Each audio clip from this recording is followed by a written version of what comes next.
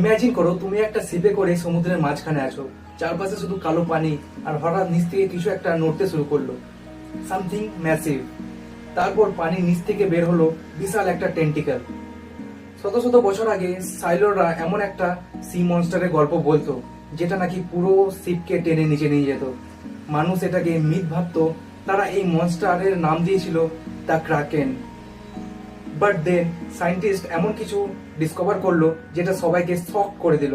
Deep Oshane সত্যি আছে একটা giant creature, the giant squid. এই ক্রিয়েচারের চোখ এত বড় যে সেটা একটা ফুটবলের থেকেও বড় হতে পারে, আর এর টেন্টিকেল এত লম্বা যে সহজেই একটা বোটকে জড়িয়ে ফেলতে পারে। সবচেয়ে ক্রেপি ব্যাপার হলো, বহু বছর মানুষ শুধু এর ডেড বডি খুঁজে পেয়েছিল। কেউ জানতো না ডিপ ওশানে কিভাবে মুভ করতো, কিভাবে হান্ট করতো।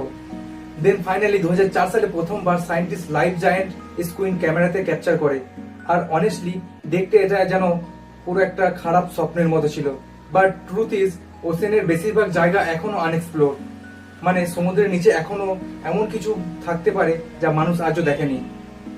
সো টেল মি, যদি সমুদ্রে এত বড় বড় মনস্টার লুকিয়ে থাকতে পারে, তাহলে ডিপ ওশেনের অন্ধকারে এখনো কি লুকিয়ে আছে? আরো ডার্ক মিস্ট্রি জানতে এখনই সাবস্ক্রাইব করো।